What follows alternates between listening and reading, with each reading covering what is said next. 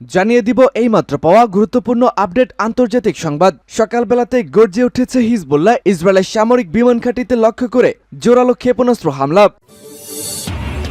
এদিকে পাকিস্তানের হাতে অত্যাধুনিক রকেট, চরম বিপদে পড়েছে ভারত। এদিকে ভয়ঙ্কর গাজা যুদ্ধ ইতিমধ্যে বিভক্ত হয়ে পড়েছে ইসরায়েলের মন্ত্রিসভা।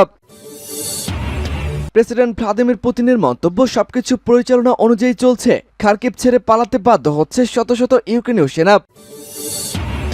সর্বশেষ জানিয়ে দিব, ইসরায়েলি প্রতিরক্ষা মন্ত্রীর সঙ্গে এবার নেতানিয়াহুর দ্বন্দ্ব প্রকাশ।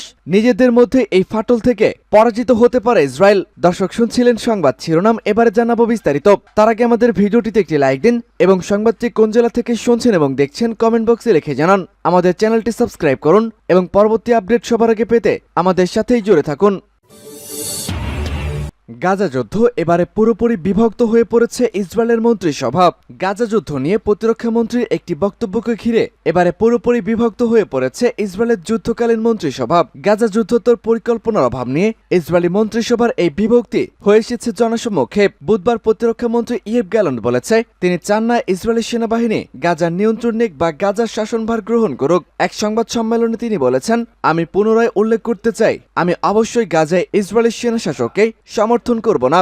ইসরায়েলে অবশ্যই গাজায় বেসামরিক শাসন জারি করা উচিত হবে না। প্রধানমন্ত্রী বেনিয়ামিন নেতানিয়াহুকে তিরস্কার করে গ্যালান্ট বলেছেন, গত অক্টোবর থেকে চলমান সংঘাত শুরুর পর থেকেই আমি বিষয়টি অব্যাহতভাবে মন্ত্রিসভায় উপস্থাপন করে যাচ্ছে, কিন্তু কোনো প্রত্যুত্তর পাচ্ছি না। প্রধানমন্ত্রীকে বলেছি, আপনি একটি সিদ্ধান্ত নিন। অপরদিকে প্রধানমন্ত্রী নেতানিয়াহু ইঙ্গিত দিচ্ছেন যে গাজার নিরাপত্তাজনিত বিষয়গুলোতে উন্মুক্ত নিয়ন্ত্রণ রাখতে চায় ইসরায়েল। তিনি এর আগে বলেছিলেন, হামাসকে পুরোদমে পরাস্ত করা এছাড়া সংঘাতের অবসান কখনোই ঘটবে না। উল্লেখ্য, 2007 সাল থেকে গাজার নিয়ন্ত্রণ নিয়েছে ফিলিস্তিনি প্রতিরোধ আন্দোলন হামাস। গ্যালান্টকে সমর্থন করেছে যুদ্ধকালীন মন্ত্রিসভার আরেকটি সদস্য বেনি গ্যান্টোজ।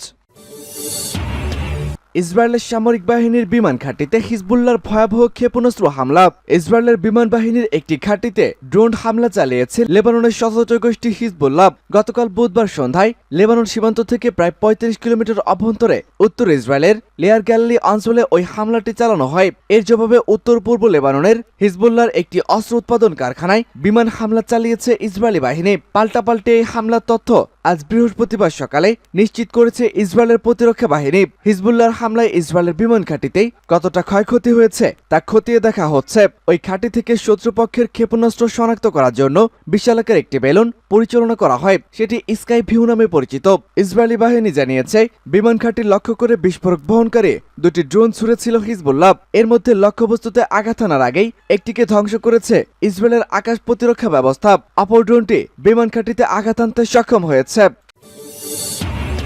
পাকিস্তানের হাতে অত্যাধুনিক রকেট, এবার আতঙ্কে পড়েছে ভারত। শত্রুর বুকে কাঁপন ধরিয়ে দেওয়ার মতো ফাত্তা-2 নামে অত্যাধুনিক রকেটের পরীক্ষা চালিয়েছে পাকিস্তানের সামরিক বাহিনী। এমন পরীক্ষার পর অনেকটাই নড়ে চড়ে বসতে বাধ্য হয়েছে প্রতিবেশী ভারত সহ পাকিস্তানের অন্যান্য শত্রু দেশগুলো। ফাত্তা-2 নামের এই রকেটটি 400 কিলোমিটার দূরে আঘাত আনতে সক্ষম। দেশটির কর্মকর্তারা বলেছেন, এই অস্ত্র পাকিস্তানের সামরিক শক্তিকে ঈর্ষণীয় পর্যায়ে নিয়ে যাবে। বৃহস্পতিবার এক প্রতিবেদনে এই তথ্য জানিয়েছে পাকিস্তানি সংবাদ মাধ্যম দ্য ডন। প্রতিবেদনে বলা হয়, সফলভাবে ফাত্তা-2 গাইডেড রকেট সিস্টেমের পরীক্ষামূলক উৎক্ষেপণ করেছে পাকিস্তান সেনাবাহিনী। এই রকেট সিস্টেমের পাল্লা 400 কিলোমিটার।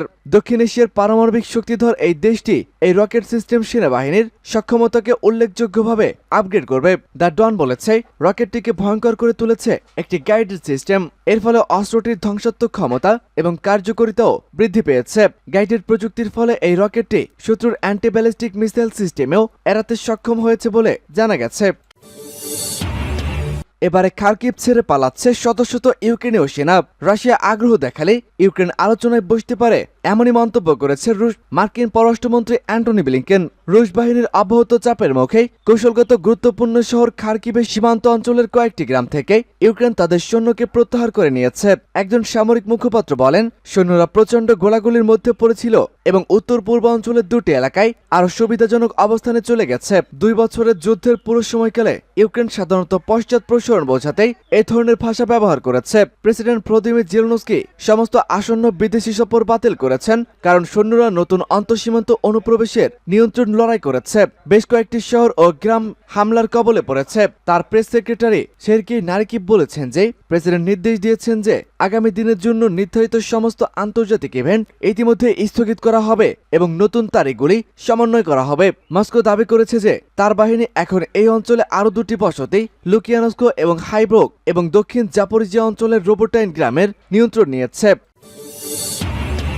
ইসরায়েলে অস্ত্র বিক্রি বন্ধ করলে হামাস আরও শক্তিশালী হয়ে উঠতে পারে মন্তব্য ব্রিটেনের পররাষ্ট্রমন্ত্রী ডেভিড ক্যামেরন বলেছেন, ইসরায়েলের কাছে অস্ত্র বিক্রি বন্ধ করা হলে এটা কোনো বুদ্ধিমানের কাজ হবে না। রবিবার এক বিবৃতিতে তিনি বলেছেন, ইসরায়েল অস্ত্র বিক্রির উপর যুক্তরাষ্ট্রের নিষেধাজ্ঞা কেবল হামাসকে শক্তিশালী করবে। মার্কিন বার্তা সংস্থা এপি এই খবর নিশ্চিত করেছে। দক্ষিণ গাজার রাফা শহরে হামলা চালালে ইসরায়েলকে আক্রমণাত্মক অস্ত্র সরবরাহ বন্ধ করার হুমকি দেয় যুক্তরাজ্য। হুমকি দেওয়ার ক্ষেত্রে যুক্তরাজ্য ও যুক্তরাষ্ট্রকে অনুসরণ করবে কিনা এমন প্রশ্নের জবাবে ক্যামেরন বলেছেন, দুটি দেশের তুলনা কখনোই করা যায় না, কারণ যুক্তরাষ্ট্রের বিপরীতে ব্রিটেন ইসরায়েলকে খুব অল্প পরিমাণ অস্ত্র সরবরাহ করে থাকে। ব্রিটিশ পররাষ্ট্রমন্ত্রী বলেন, যুক্তরাষ্ট্র কোনোদিনই ইসরায়েলকে অস্ত্র সরবরাহকারী প্রধান দেশ ছিল না।